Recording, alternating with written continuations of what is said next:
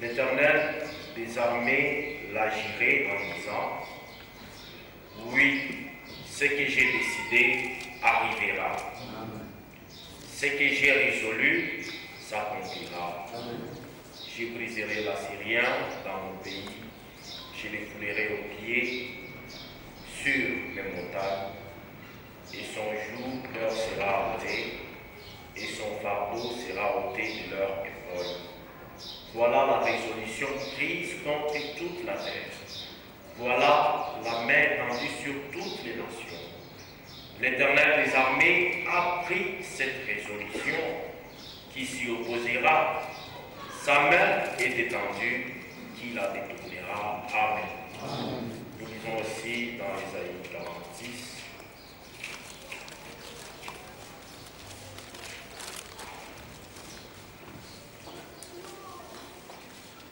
Pour la mise du temps, nous pouvons commencer à partir du verset 8.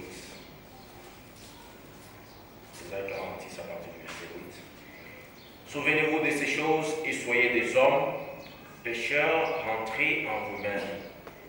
Souvenez-vous de ce qui s'est passé dès les temps anciens, car je suis Dieu et il n'y en a point d'autre. Je suis Dieu et nul n'est semblable à moi.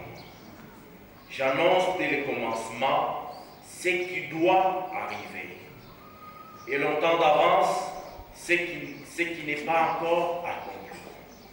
J'ai dit, mes arrêts subsisteront. En d'autres termes, j'ai dit, mes desseins subsisteront et j'exécuterai toute ma volonté. C'est moi qui appelle de l'Orient un oiseau de proie, d'une terre lointaine un homme pour accomplir mes desseins.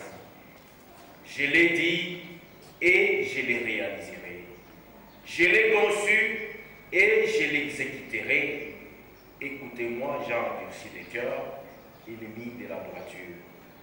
J'ai fait approcher ma justice, elle n'est point loin, et mon salut ne tardera pas. Je mettrai le salut en Sion et ma gloire sur Israël. Amen. Amen. Nous pouvons chanter les 33 des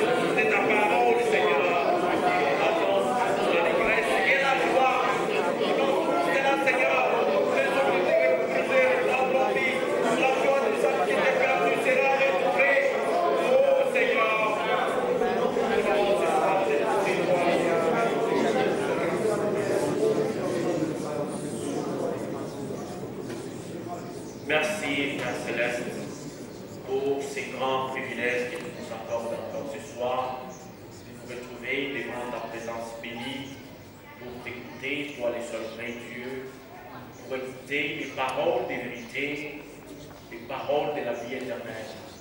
Alors nous te demandons, Seigneur, de bénir ce service du début jusqu'à la fin. Conduis-nous au moyen de ton esprit dans toute la vérité de ta parole. Nous croyons, Seigneur, que seul dans ta parole il y a la vie. Si seule ta parole que nous soit annoncée ce soir, pour cela même nous prions pour notre frère persécuteur. Seigneur, nous l'abandonnons entre tes mains, qu'il soit entièrement sous la conduite et l'influence de l'Esprit Saint. De telle manière à ce que ton esprit, c'est l'esprit qui conduit dans toute la vérité, qu'il puisse les saisir, Seigneur, pour que ta parole nous soit annoncée. Rends-nous attentifs à l'écoute de ta parole, Seigneur. Ô grand Dieu, nous sommes un peuple permanent dans les besoins. Nous avons besoin toujours de ton secours, besoin de ta présence à chaque moment et à chaque instant de notre vie. Ainsi, Seigneur, ce soir encore, c'est l'opportunité, c'est l'occasion qui nous est donnée d'entrer en présence avec toi et ainsi d'être secourus dans nos besoins et dans nos faiblesses. D'être secourir tout un chacun de nous, Seigneur. Dans cette réunion, qu'aucun de nous ne puisse pas sortir de ta présence telle qu'il est venu. Que tous les nécessités, Seigneur, puissent recevoir la solution et la réponse à leurs problèmes. Car toi, Seigneur Jésus-Christ, tu es le même hier, aujourd'hui et pour toujours. Ce que tu as fait autrefois, tu es capable encore de le faire aujourd'hui sur base de notre foi. Nous nous attendons à toi en dédiant l'ensemble de ces services du début jusqu'à la fin. Au nom de ton Fils, bien-aimé Jésus-Christ, nous l'avons ainsi prié et demandé. Amen. Nous pouvons chanter un cantique et nous allons écouter son Père. 215, numéro 1.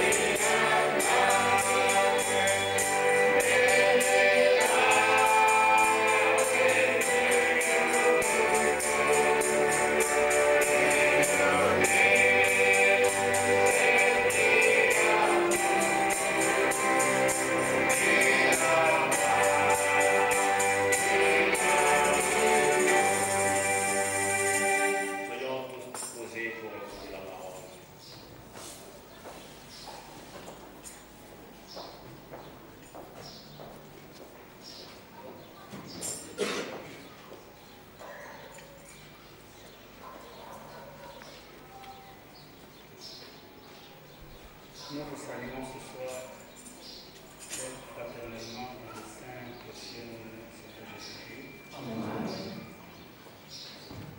Déjà, les bonnes paroles nous ont aujourd'hui dans la parole de l'Écriture. Ce sont des paroles bien connues. Ésaïe 14.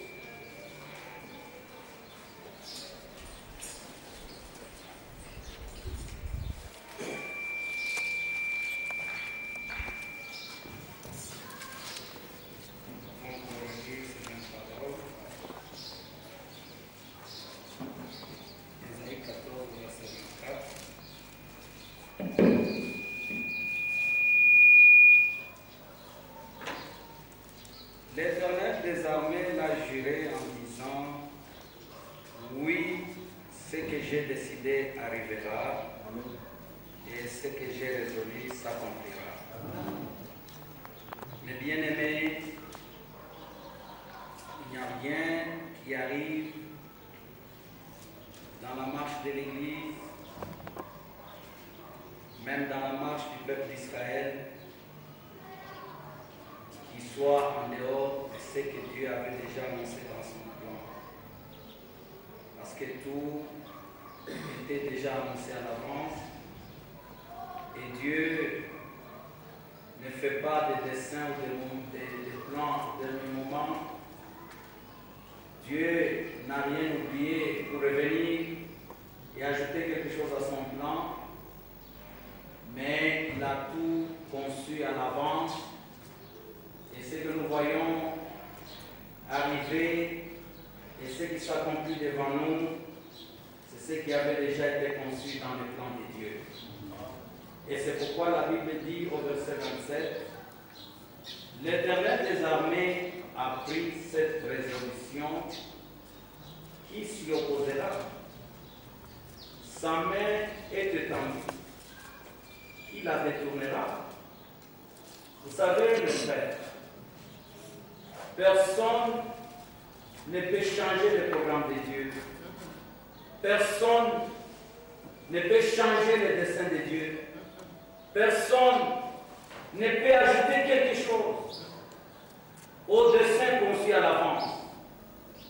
Dieu seul a conçu le plan et Dieu seul le met à l'exécution.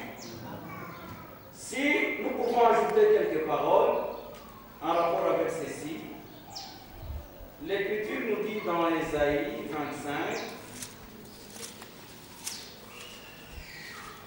Ésaïe 25,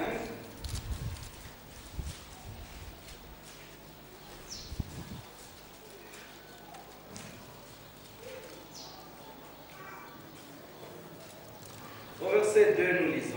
Nous pouvons même commencer au verset 1. Ô Éternel, tu es mon Dieu, je t'exalterai, je célébrerai ton nom, car tu as fait des choses merveilleuses. Amen. Tes desseins conçus à l'avance se sont fidèlement accomplis. Voyez, mes bien-aimés frères, il ne s'agit pas des desseins d'un homme. Il ne s'agit pas des projets d'une société. Il ne s'agit pas ici des projets de politiciens. Mais il est dit des desseins. C'est-à-dire les desseins de Dieu. Des desseins conçus à l'avance se sont fidèlement accomplis. C'est le même qui a conçu et le même qui accomplit ou qui exécute. Selon la parole de Jérémie chapitre 33, Jérémie chapitre 33,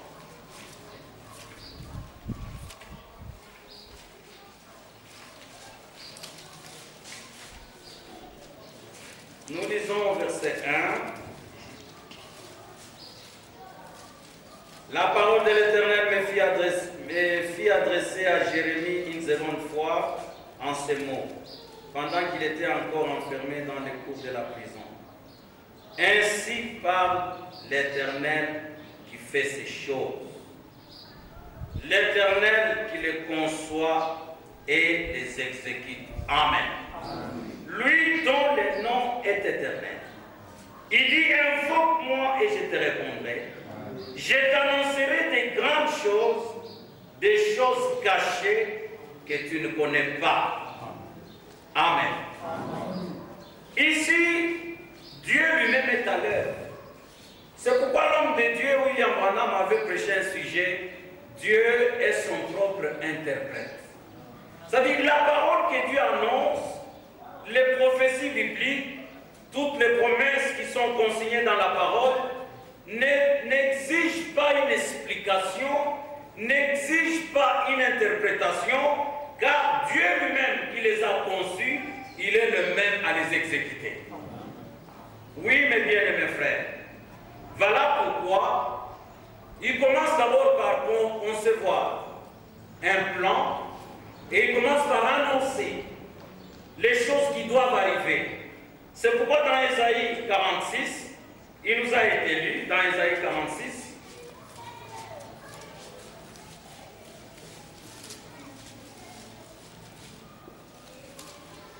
Ésaïe 46, au verset 10. Il est dit, j'annonce dès le commencement ce qui doit arriver. Ce n'est pas un homme qui annonce. Parce que l'homme ne connaît que le présent. L'homme ne connaît pas le futur. L'homme ne connaît pas ce qui va arriver à 18h, ce qui va arriver à 20h, ce qui va arriver demain matin. Mais Dieu, lui, il connaît la fin avant le commencement. Et c'est pourquoi il dit ici, j'annonce dès le commencement ce qui doit arriver et longtemps d'avance ce qui n'est pas encore accompli. Et il dit encore avec certitude, j'ai dit subsisteront et j'exécuterai toute ma volonté. Et pour exécuter sa volonté, il dit, c'est moi qui appelle de l'Orient un oiseau de proie, d'une terre lointaine, un homme pour accomplir mes desseins. Je l'ai dit et je le réaliserai, je l'ai conçu et je l'exécuterai. Amen. En tout cas, personne ne peut changer ce programme. C'est pourquoi si nous essayons de prendre un peu une pensée qui se trouve dans Ésaïe 44, au sujet de cet homme Cyrus, écoutez ce que le Seigneur nous dit.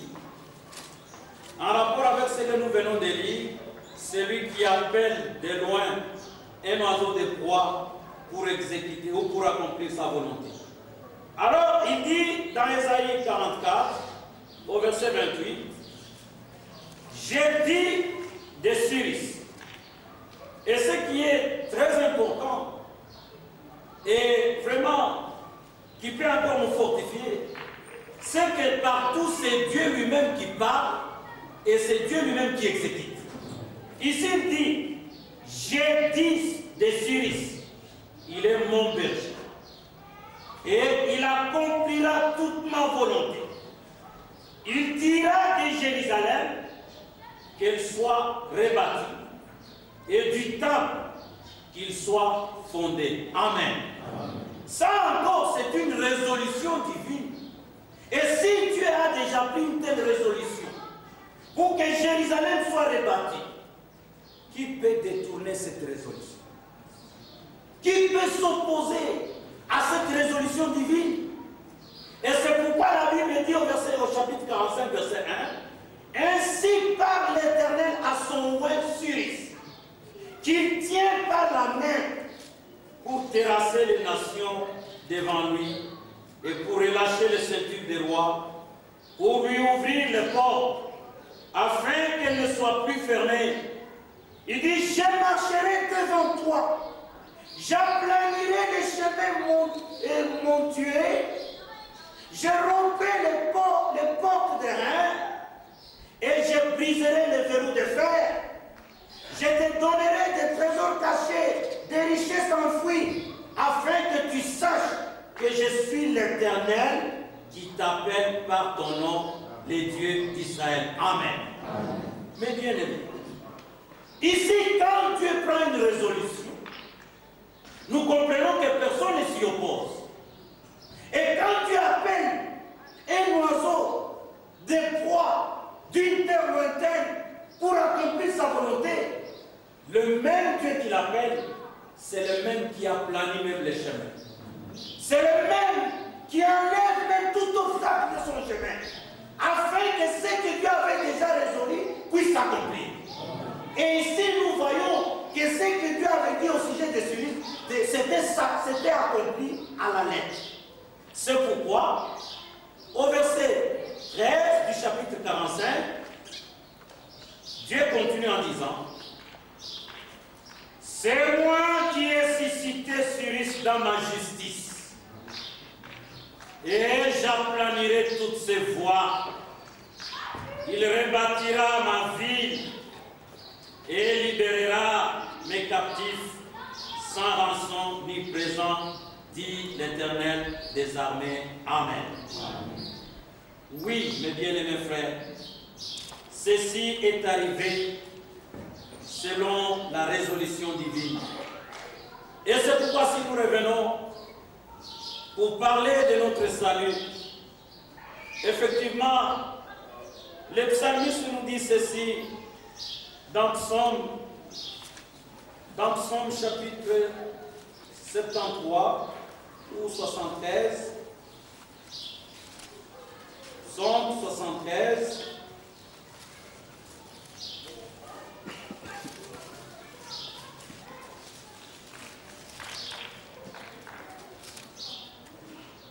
Non, c'est Psaume 71, pardon, Psaume 71 au verset 3.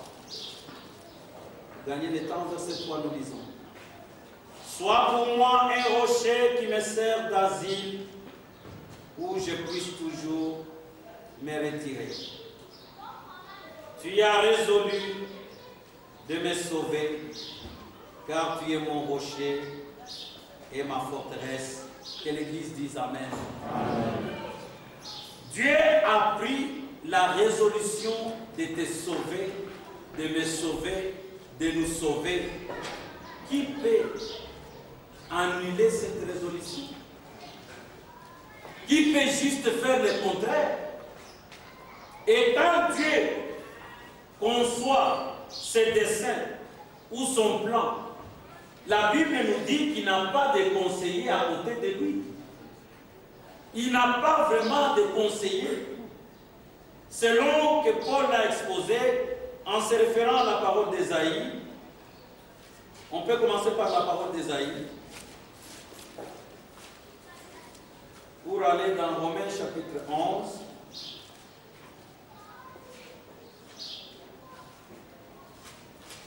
Nous sommes dans Ésaïe au chapitre 29, je crois.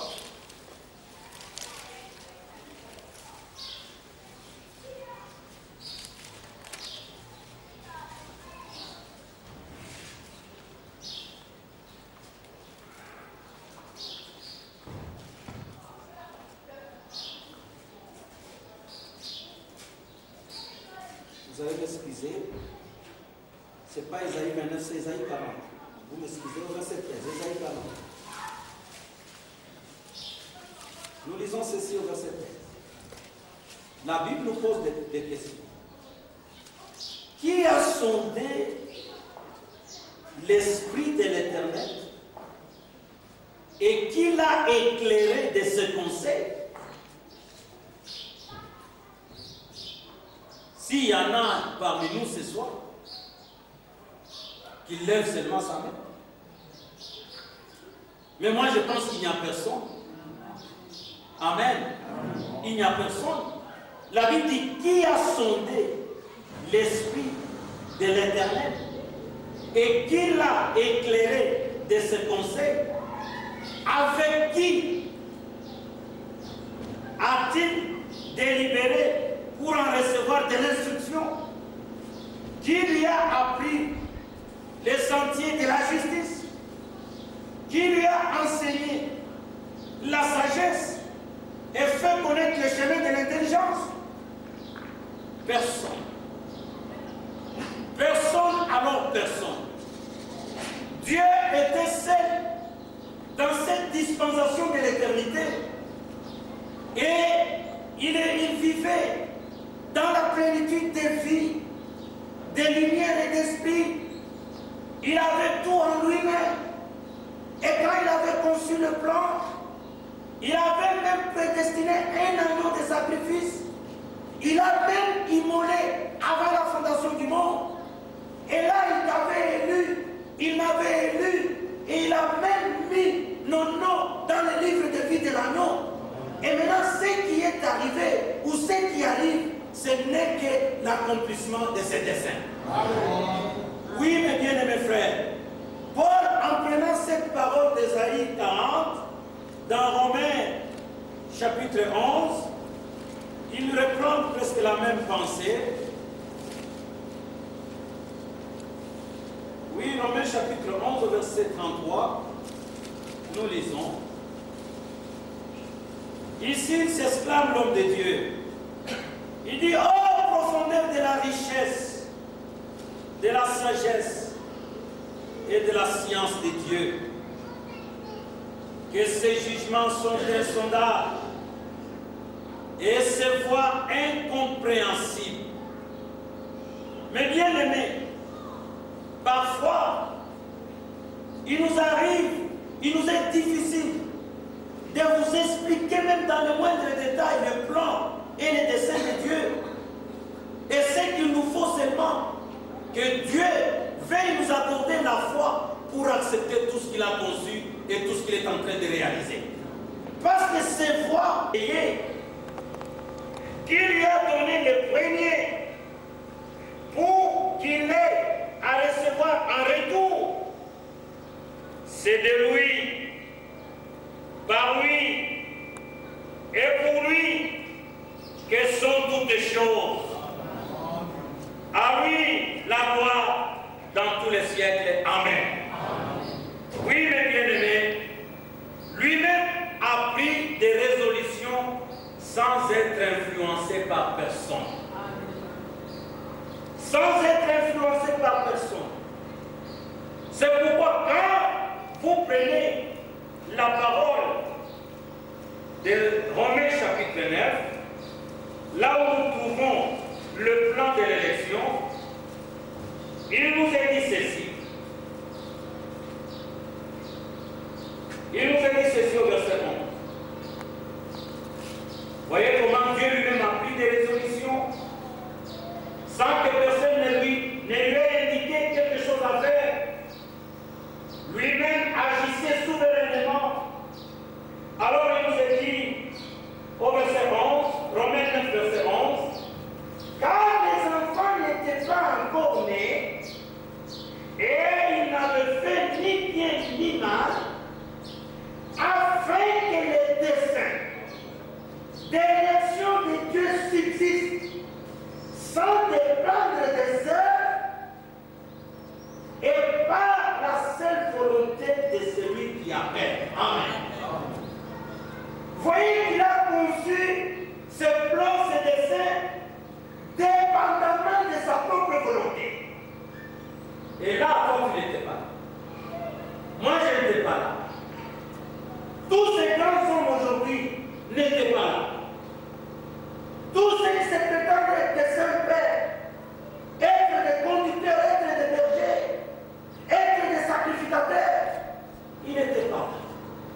Tout dépendait uniquement de sa volonté. C'est pourquoi quand Paul, le même Paul écrit aux Éphésiens, toujours expliquant ce même plan de l'élection, il écrit encore ceci. Éphésiens chapitre 1. Écoutez. Au verset 3.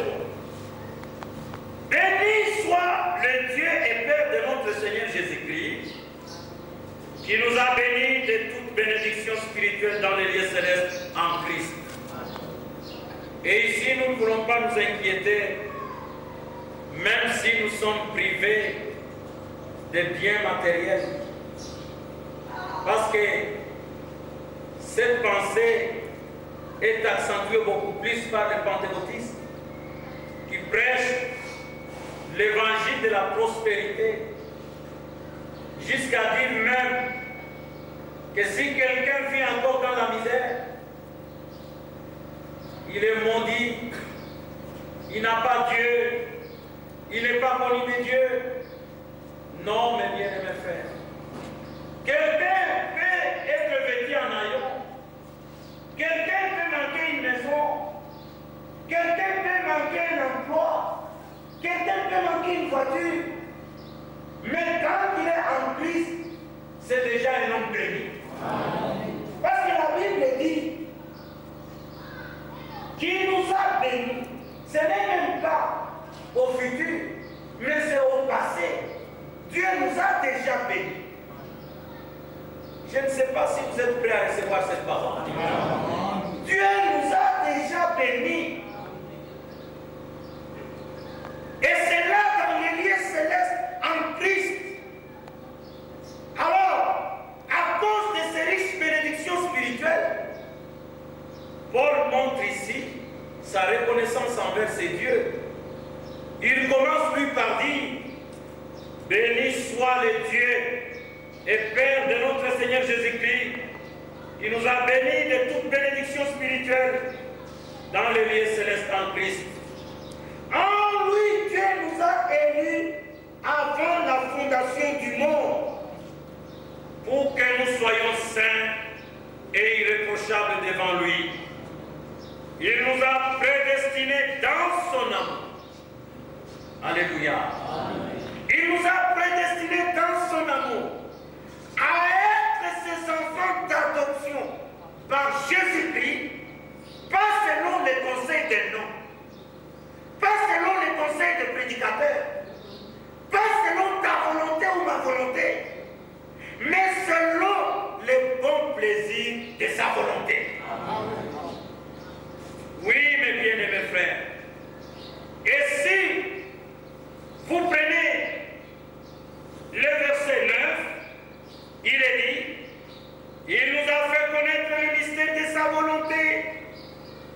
Mais bien aimés, nous sommes un peuple privilégié. Parce que déjà sa volonté nous est révélée. Déjà nous savons qu'est-ce que Dieu, dans sa volonté, avait conçu sur nous, avait conçu sur l'Église, avait conçu sur Israël. Et c'est ce qui fait notre joie. Et c'est ce qui fait même notre force. La Bible dit, il nous a fait connaître le mystère de sa volonté selon le bienveillant dessein qu'il avait formé en lui-même pour le mettre à l'exécution lorsque le temps serait accompli de réunir toutes les choses en Christ, celles qui sont dans les cieux et celles qui sont sur la terre. Amen. En lui, nous sommes aussi devenus héritiers et ont été prédestinés suivant le plan de celui qui opère toutes les choses. C'est ce que je venais de dire tout à l'heure, que celui qui a conçu le plan, c'est le même qui l'a mis à l'exécution. Celui qui a conçu ses desseins, c'est le même qui les exécute. Et ici, il nous a fait devenir héritiers, ayant été prédestinés suivant le plan de celui qui opère toutes choses d'après le conseil de sa volonté. Vraiment que Dieu soit loué pour ce plan merveilleux, que Dieu soit loué pour son amour. Alors nous comprenons que le salut est une résolution divine. Oui, vous remarquerez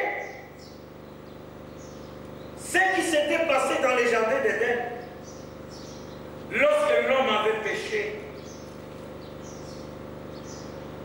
et qu'il avait précipité toute l'humanité dans la chute.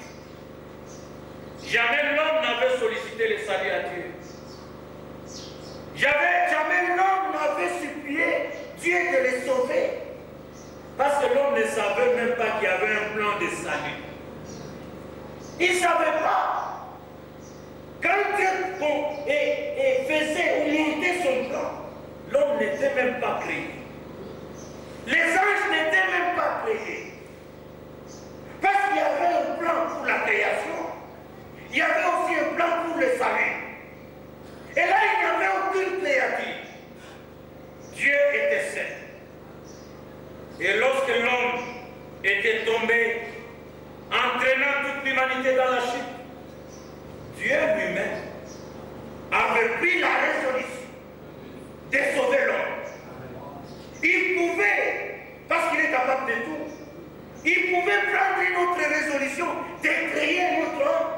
Mais il n'a pas fait. Il a pris une résolution de relever cette même homme de sa chute et de le ramener, de le retourner à sa position initiale. Qui peut détourner cette résolution? Pas même un homme, pas même un prédicateur, pas même Satan. C'est pourquoi même la chute faisait partie du plan. Il fallait qu'il y ait la chute pour que Dieu accomplisse son plan de devenir sauveur, de devenir rédempteur. Et on ne peut pas parler du rédempteur s'il n'y a pas de sujet à racheter. On ne peut pas parler du sauveur s'il n'y a pas de sujet perdu. Et là, la chute a intervenu. C'est pourquoi dans Ésaïe 14 qui nous a été lu, dans Ésaïe 14, si nous revenons, il est aussi directement parlé de la chute. Ésaïe 14.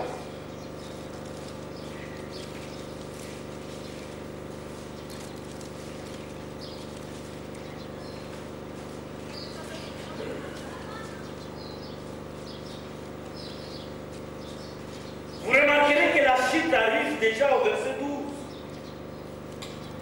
Et cela devait arriver selon le plan. C'est pourquoi je vous dis que la chute faisait aussi partie du plan. Il est dit au verset 12, « Te voilà tombé du ciel, astre brillant, fils de l'aurore, tu es abattu à terre, toi le vainqueur des nations. Tu disais en ton cœur, je monterai au ciel. J'élèverai mon trône au-dessus des étoiles de Dieu. Je m'assierai sur la montagne de l'assemblée, à l'extrémité du septentrion. Je monterai sur les sommets des nues. Je serai semblable au Très-Haut. Mais tu as été précipité dans le séjour de mort, dans les profondeurs de la fosse. Ici, la chute nous est montrée. Comment Satan a été précipité du ciel et il est directement descendu dans le jardin d'Éden. C'est là où il a troublé, il a dérangé toutes choses. Et cela devait arriver, personne ne pouvait empêcher cela.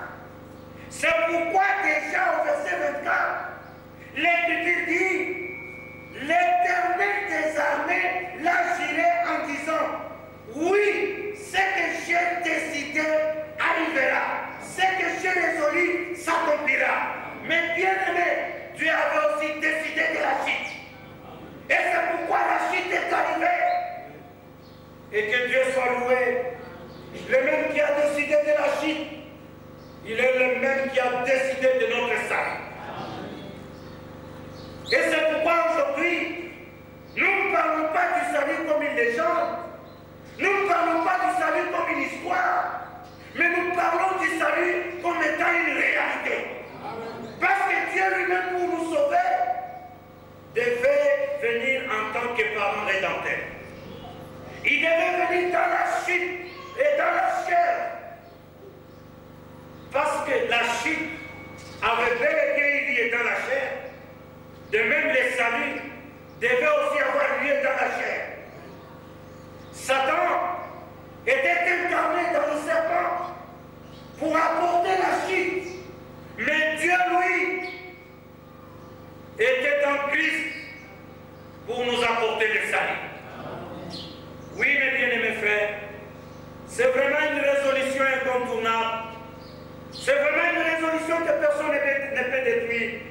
C'est pourquoi quand David dit, tu as résolu de me sauver, et réellement Dieu l'a sauvé, Dieu nous a sauvés. Ce n'est pas une parole morte, mais c'est une parole qui est devenue une réalité. Vous remarquerez par exemple, dans la parole d'Osée, il nous est dit ceci. Dans Osée,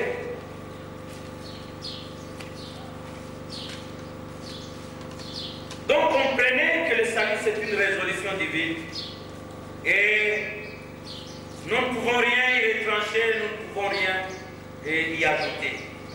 C'est Dieu lui-même qui a fait un plan complet, un plan qui est suffisant en lui-même. Et c'est le même Dieu qui amènera à l'achèvement toute parole. C'est pourquoi si vous lisez dans Jean 10, avant de lire Osée, lisons d'abord Jean 10. C'est une parole qui m'arrive. Jean 10, au verset 35, nous lisons quelque chose. Notre Seigneur dit ceci.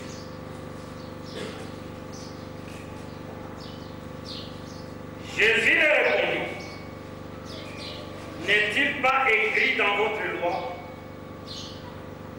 Je suis au verset 34. J'ai dit, vous êtes des dieux. Si elle a appelé Dieu, c'est à qui la parole de Dieu a été adressée. Et si l'Écriture ne peut être anéantie, c'est seulement ça que je cherche. L'Écriture ne peut être anéantie. Le plan, les desseins de Dieu ne peuvent être anéantis. Et Jésus lui-même a dit dans Matthieu 24 que les cieux et la terre passeront, mais mes paroles ne passeront point. Et c'est pourquoi, dans Ésaïe, ou dans Psaume 33, nous lisons encore une parole avant de prendre Osée. Psaume 33, au verset 10. il y a encore cette parole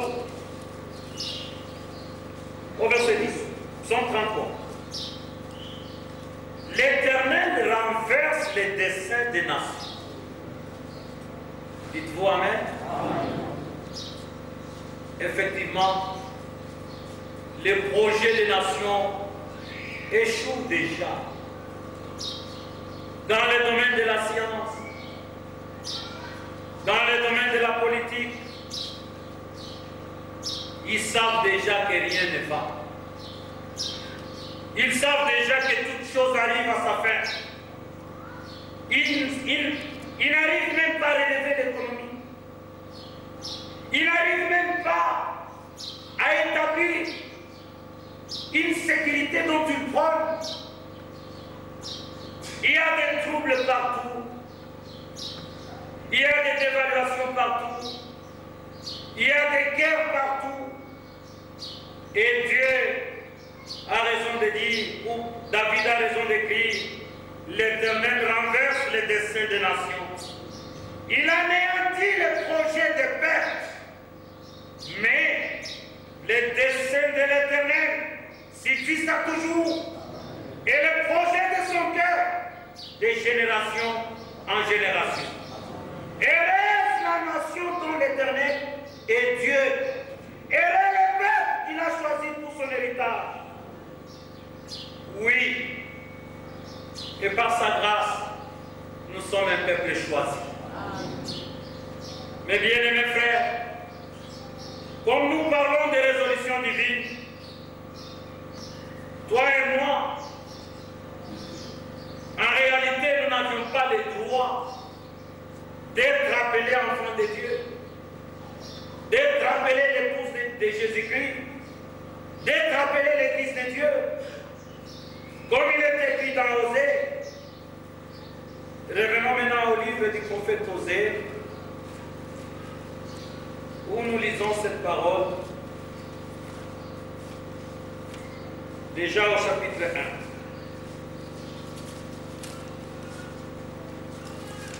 Il est dit,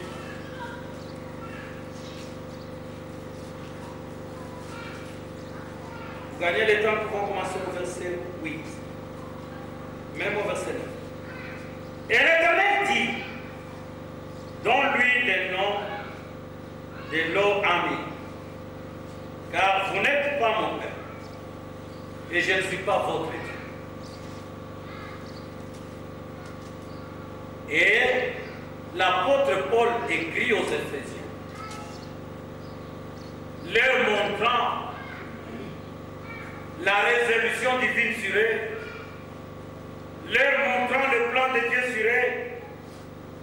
Il dit, vous, qui jadis n'étiez pas un peuple, vous qui étiez des étrangers, éloignés de Dieu, vous avez été par le sang de Jésus-Christ rapprochés.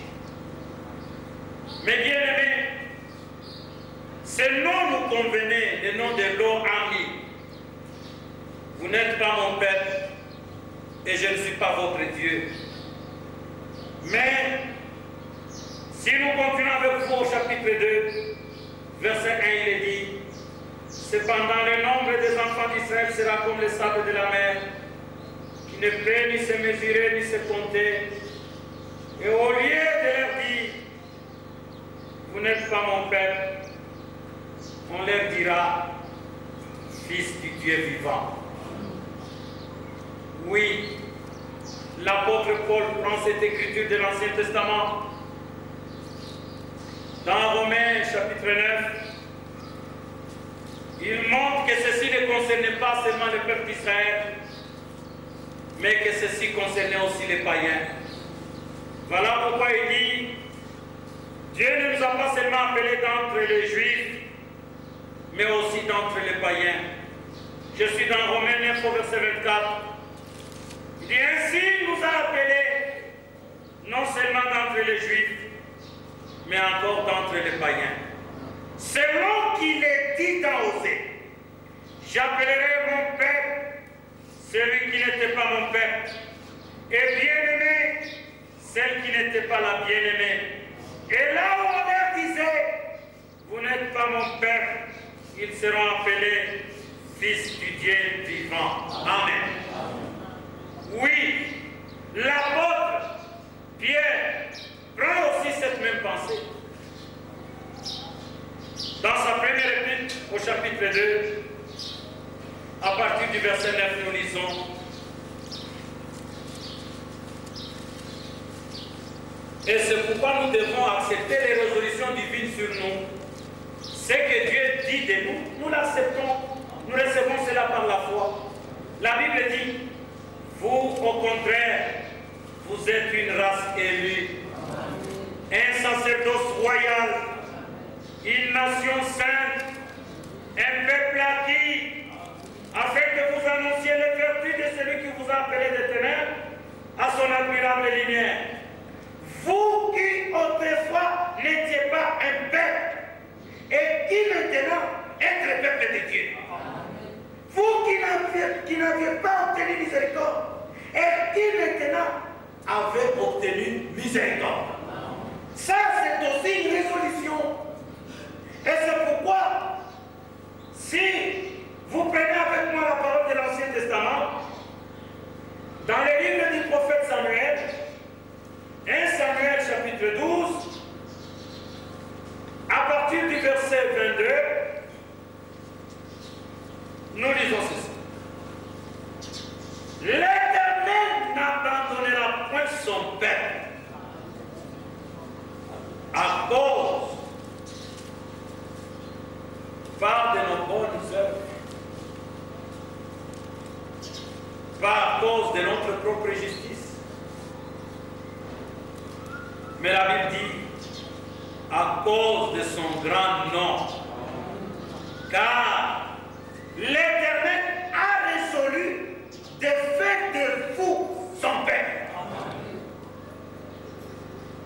Même si aujourd'hui, ces dénominations ne veulent pas accepter que nous sommes l'Église de Dieu, ne veulent pas accepter que nous sommes l'épouse de Jésus-Christ, ne veulent pas accepter que nous sommes fils et filles de Dieu, cela ne change rien au plan. Cela n'annule pas cette résolution que Dieu a prise dès avant la fondation du monde. Et c'est pourquoi, mes bien-aimés, nous voulons accepter toutes ces choses par la foi. Effectivement, nous sommes arrivés au moment où nous devons insister sur la foi. Parce que c'est déjà la parole de la foi que nous prêchons, comme cela nous a été lu hier dans Romains chapitre 10. Et c'est pourquoi la Bible dit ceci, dans Hébreux chapitre 4.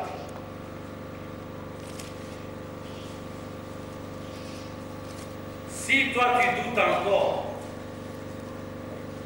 si toi tu demeures encore incrédule, en tout cas ton incrédulité n'aura pas d'effet sur le dessein de Dieu.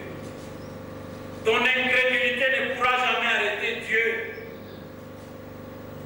Mais ton incrédulité ne fait que t'arrêter toi-même. Dieu avance. Il a son chemin avec l'Église. Il a son chemin avec chacun de nous. Et il a son chemin avec le peuple d'Israël. Et il accomplira toutes choses. La Bible dit dans Hébreux, chapitre 4. Hébreux 4. Au verset 2, nous lisons. Cette bonne nouvelle nous a été annoncée aussi bien qu'à eux. Mais la parole qui leur fut annoncée ne leur servit de rien, parce qu'elle ne trouva pas de la foi chez ceux qui l'entendaient. Mais bien aimé, le moment est arrivé de croire à chaque promesse, de croire à chaque prophétie, de croire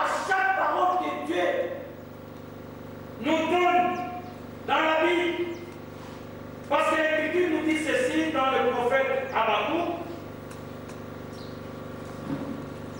Vous savez, la même parole a été prêchée à Israël. La même bonne nouvelle. Mais cette même parole n'avait pas agi parce qu'elle n'avait pas trouvé de la foi chez les auditeurs. Et c'est pourquoi aujourd'hui, nous pouvons encore relever quelques bonnes conséquences qui accompagnent les croyants. Il y en a beaucoup dans l'Écriture, mais nous pouvons énumérer quelques-unes. Et c'est pourquoi nous voulons vous montrer que dans les choses de Dieu, la foi est vraiment indispensable. Lisons d'abord la parole dans le prophète Habakkuk pour après énumérer quelques bonnes conséquences qui accompagnent les croyants.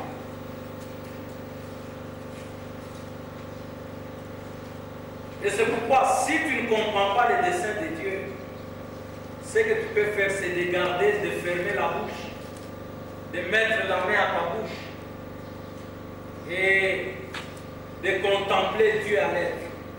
C'est tout. Dans le prophète Habakkuk, nous lisons ceci, Habakkuk chapitre 2.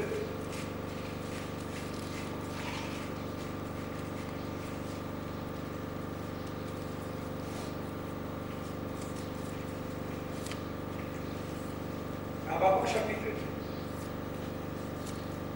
Nous lisons encore le verset 2. L'Éternel m'adressa la parole et il dit, écris la prophétie. Grave-la sur des tables, afin qu'on la lise couramment. Car c'est une prophétie dont le temps est déjà fixé. Elle marche vers son terme. Et elle lui mentira. Si elle tarde, la Bible ne dit pas, explique-la. Comme ceux qui ont spiritualisé le retour de Christ. Ils prouvent par là qu'ils n'ont pas la foi dans les promesses. Qu'ils n'ont pas la foi parce que le Seigneur avait déjà dit que votre cœur ne se trouble point. Croyez en Dieu et croyez en moi. Car je m'en vais vous préparer une place. Et lorsque je m'en serai allé, et que je vous aurai préparé une place, je reviendrai. Je vous prendrai avec vous, afin que là où je suis, vous y soyez aussi. Cette parole n'est pas encore accomplie. Si vous prenez Actes des Apôtres chapitre 1, là il y a un témoignage qui dit le même Jésus qui a été enlevé au ciel du milieu de vous reviendra de la même manière que vous l'avez vu à l'ancienne. Et nous avons besoin de la foi pour encore attendre cet événement. Et ce que nous désirons voir,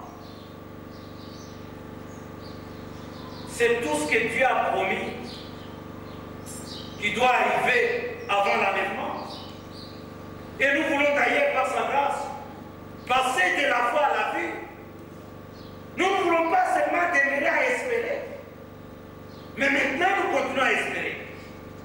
Mais un jour, notre espérance sera une réalité. Parce que nous passerons de la foi à la vie. Et la Bible dit, si elle tarde,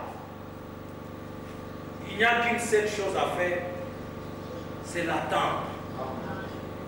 L'attendre dans la foi, dans le calme, dans la confiance et la tranquillité.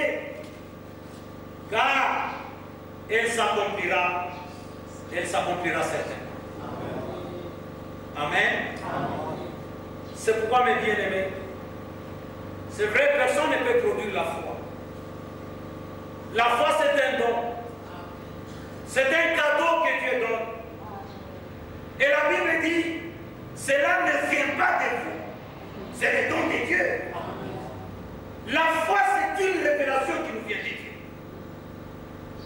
Vous savez, il est dit, c'est par la foi qu'Abel offrit à Dieu un sacrifice agréable.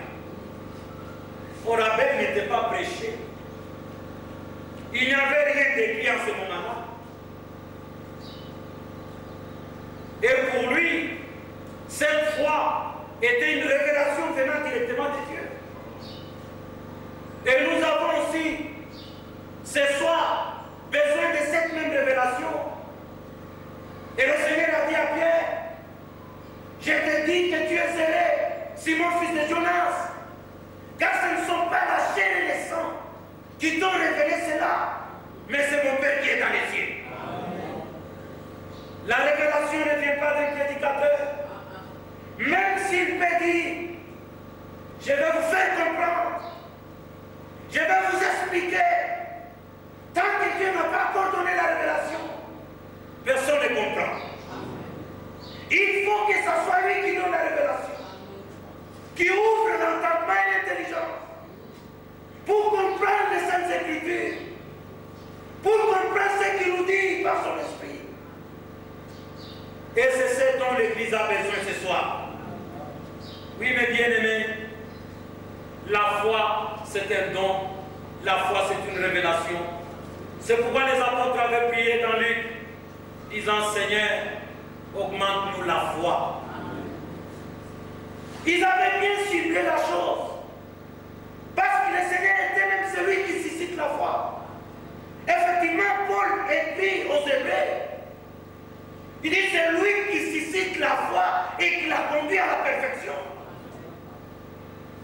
Et c'est pourquoi nous voulons avoir tous nos regards sur lui. Ne regardez pas vous-même. Ne regardez pas vos faiblesses. Ne regardez pas un frère à une sœur. Ne regardez même pas au prédicateur. Mais regardez à Jésus-Christ. Il a tout accompli à la croix. Maintenant,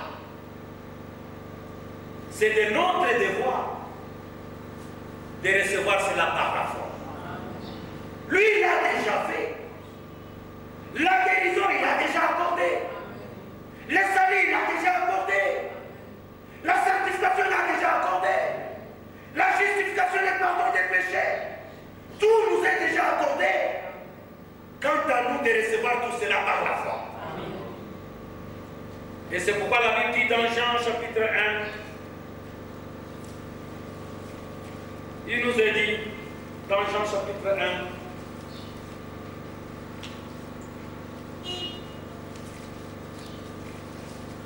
oui, Jean chapitre 1, lisons.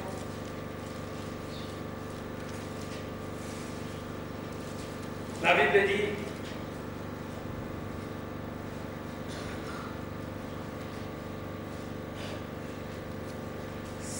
au verset 9, cette lumière était la véritable lumière qui, en venant dans le monde, éclaire tout homme. Elle était dans le monde, et le monde a été fait par elle, et le monde ne l'a point connue. Elle est venue chez les siens, et les siens ne l'ont point reçue. Mais à tous ceux qui l'ont reçu, à ceux qui croient en son nom, elle a donné le pouvoir de devenir enfants de Dieu, lesquels sont nés, non du sang, ni de la volonté de la chair, ni de la volonté de l'homme, mais de Dieu. Vous voyez, ça, c'est aussi une bonne conséquence. Et qu'effectivement, nous qui avons cru en son nom, nous avons reçu le pouvoir de devenir enfants de Dieu. Et nous le sommes. Parce que la Bible dit, voyez quel amour le Père nous a témoigné pour que nous soyons appelés enfants de Dieu. Même si le monde ne nous connaît pas, cela ne change rien. Mais même si le monde te dispute ses droits divins. Mon frère, même si le membre de ta famille te dispute ses droits divins, cela ne change rien. Regardez le frère de Joseph. Il ne voulait pas de lui. Parce que Joseph voyait les songes. Dieu lui parlait. Dieu lui a montré son plan. Ce qu'il ferait dans la suite des temps. Ses frères n'étaient pas d'accord avec lui. Ses frères lui disputaient ça. Et c'est même ses propres frères qui l'ont vendu. Mais cela n'a rien changé. Voyez que l'amour de Dieu nous a témoigné pour que nous soyons appelés enfants de Dieu. Et nous le sommes. Parce que nous avons cru, nous sommes devenus fils et filles de Dieu. La foi, comme cela nous a encore été exprimé hier, que nous sommes déjà bénis avec Abraham le croyant. C'est seulement en croyant qu'on peut être béni. Et même quand nous disons, en lui nous avons été élus, en lui Dieu nous a bénis, mais il faut que nous acceptions toutes ces paroles par la foi. Amen. Parce que celui qui ne croit pas au plan du salut, il n'est pas sauvé. Celui qui ne croit pas à l'élection, il prouve lui-même qu'il n'est pas élu. Celui qui ne croit pas à la prédestination, il prouve lui-même qu'il n'est pas prédestiné. Celui qui ne croit pas à la guérison divine. Parce que chaque fois que Jésus priait pour le malade, il disait, ta foi t'a sauvé. Ta foi t'a sauvé. Si toi tu n'acceptes pas qu'il a acquis pour toi la guérison pour tes maladies, tu n'expérimenteras jamais cette guérison. C'est pourquoi nous avons besoin de la foi pour accepter toutes les promesses divines, pour accepter même l'accomplissement, pour accepter même l'exécution de ses desseins, pour accepter ses saluts. Et nous ne devons pas négliger ces grands saluts. C'est pourquoi l'Écriture dit ceci. Écoutez, dans Hébreu, nous parlons toujours de la foi. Verset 1. Hébreu chapitre 2, verset 1. C'est pourquoi nous devons d'autant plus nous attacher aux choses que nous avons entendues. Nous attacher aux moyens de la foi. Être calme, tranquille et confiant, de peur que nous ne soyons emportés loin d'elle. Car si la parole annoncée des anges a eu son effet, et si toute transgression et toute désobéissance ont reçu une juste rétribution, comment échapperons-nous en négligeant un si grand salut? Le salut annoncé d'abord par le Seigneur nous a été confirmé par ceux qui l'ont entendu. Tu as appuyé en leur témoignage par des signes, des prodiges et des miracles, et par les dons du Saint-Esprit distribués selon sa volonté. Mais bien aimés, nous voulons demeurer fermes dans la foi. Et comprendre que si nous sommes infidèles, lui demeure fidèle.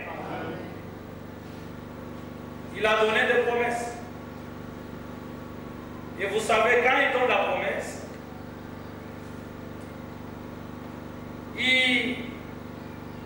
comme Abraham, il donne même, il jure même par un serment pour donner la certitude à celui qui reçoit la promesse que Dieu ne peut pas mentir. Aucune parole, mes bien-aimés frères de la Bible, ne faillira. Cette parole ne faillira jamais. Les générations se succèdent, les hommes passent, le monde change, la terre bouge, la terre tremble, mais les paroles de Dieu demeurent éternellement. Amen. Oui, mes bien-aimés, vraiment dans la parole, il y a de bonnes conséquences. Et si vous croyez, Jésus a dit, si vous croyez, selon que le disent de cette écriture, les fleuves d'eau vive couleront en vos seins. Si vous croyez, vous avez la vie éternelle. Si vous croyez, vous êtes bénis. Si vous croyez, vous êtes justifiés. Si vous croyez, vous êtes pardonnés. Si vous croyez, vous êtes même nés de nouveau. Amen. L'Écriture nous le dit. On termine par Jean. 1 Jean.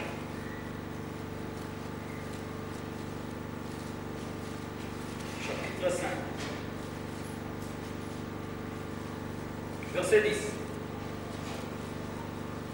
Et ça, c'est la condition fondamentale pour recevoir la vie éternelle. Celui qui croit, verset 10, celui qui croit au Fils de Dieu a ce témoignage en lui-même. Celui qui ne croit pas Dieu le fait menteur parce qu'il ne croit pas au témoignage que Dieu a rendu à son Fils. Et voici ce témoignage. C'est que Dieu nous a donné la vie éternelle et que cette vie est dans son Fils. Celui qui a le Fils a la vie. Celui qui n'a pas le Fils de Dieu n'a pas la vie. Je vous ai écrit ces choses afin que vous sachiez que vous avez la vie éternelle, vous qui croyez au nom du Fils de Dieu. Amen. Pas vous aurez la vie éternelle, mais vous avez déjà la vie éternelle.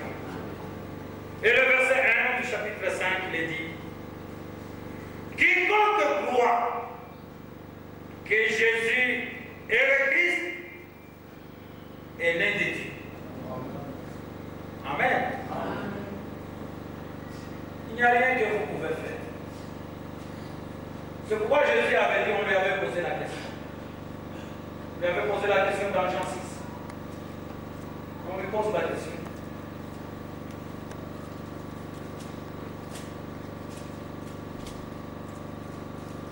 Jean 6, 25. Travaillez non pour la nourriture qui périt, mais pour celle qui subsiste pour la vie éternelle, et que le Fils de l'homme vous donnera. Car c'est lui qui est le Père, que Dieu lui-même a marqué des choses. Il lui dit, que devons-nous faire? Ça, c'est une grande question. C'était une grande préoccupation. Tu peux aussi dire la même chose ce soir. Tu peux aussi avoir cette même préoccupation. Que dois-je faire? Parce que chaque fois on dit, faites quelque chose. Faites quelque chose. Ils ont raison de dire ça.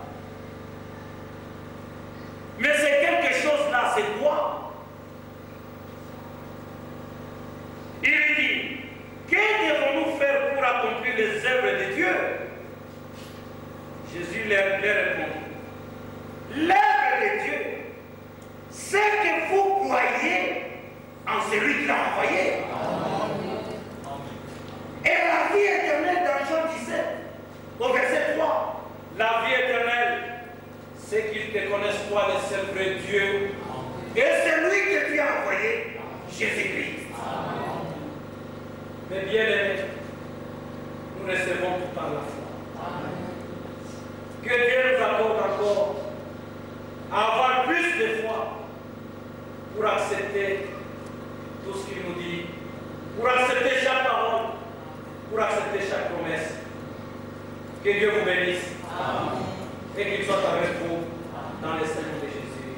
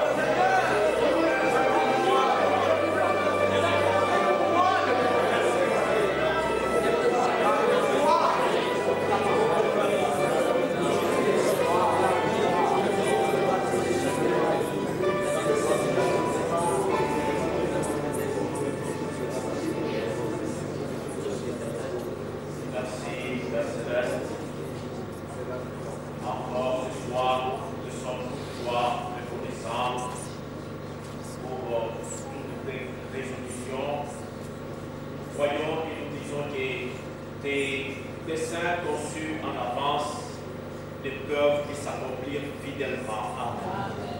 Réellement, il n'y a rien, alors bien, qui peut s'opposer et faire anéantir, Seigneur, tes desseins à notre égard. Réellement, le salut même, c'est ta résolution. Oui. C'est toi qui as résolu de nous sauver. Oui. Alors, Seigneur, nous nous abandonnons entre tes mains. Nous te disons comme Marie, qu'il nous soit fait selon ta parole. Oui. Seigneur, tu n'as pas seulement résolu de nous sauver, mais tu nous as fait connaître les desseins de ta volonté. Oui. Tu nous as révélé ta volonté, Seigneur, jusqu'à ce que tu fais aujourd'hui dans notre temps. Et tu nous as fait grâce de prendre part à ce que tu fais. Alors, nous te disons merci. Et nous croyons, Seigneur, que tu exécuteras sur la terre pleinement et promptement ce que tu as résolu. Seigneur, réellement dans ces temps de la fin, nous croyons qu'avec nous tu achèveras. Merci, Seigneur, parce que réellement il t'a plu de ramener ce qui était au commencement. Au commencement était la parole. Et alors ici à la fin, Seigneur, tu as encore ramené la même parole. Nous croyons, Seigneur, selon qu'il est écrit, quand le Fils de l'homme viendra, trouvera-t-il la foi sur la terre? Nous disons oui et amen. Puisque la même parole qui est sortie au commencement, qui est sortie de Jérusalem, cette même parole, Seigneur, tu as voulu qu'elle soit prêchée aujourd'hui sur toute la terre habitée. Merci, Seigneur. Nous nous abandonnons entre tes propres mains. Nous croyons que ce soir, nous sommes venus devant toi, chacun de nous tel qu'il est, chacun avec ses lourds fardeaux, ses manquements, ses problèmes, ses difficultés. Nous sommes venus avec cela auprès de toi. Et nous croyons que toi, tu ne rejettes personne. Seigneur, nous avons été devant ta présence sous l'écoute de ta parole. Alors maintenant, ôte tous chaque lourd fardeau, Seigneur. Guéris les malades, sauve les perdus, ramène les rétrogrades, Seigneur. Donne-nous encore de la force pendant la marche. Quand nous pouvons nous fatiguer, c'est qu'on nous encore davantage. Nous savons que l'heure est fortement avancée. Il est écrit dans ta parole, lorsque vous verrez toutes ces choses, sachez que le Fils de l'homme est proche à la porte. Alors c'est le moment où nous devons relever nos têtes, car notre rédemption est proche. Fais-nous grâce, Seigneur, de ne pas regarder à nous-mêmes, ni même de ne pas se laisser attirer par les distractions du monde, la distraction de ces mondes, mais d'être attaché à toi et à ta parole. Bénis notre frère par qui tu nous as parlé. Bénis chaque fils et fille de Dieu qui a reçu ta parole dans la foi. Réellement ta parole, elle est agissante, elle est efficace, Seigneur, qu'elle puisse agir. Et alors enflammer tout le cours de notre vie, de manière à ce que notre vie te soit entièrement consacrée. Merci, Seigneur. Merci. Nous manquons des mots pour exprimer notre gratitude. Nous te disons simplement merci. Au nom de ton Fils bien-aimé Jésus-Christ. Amen.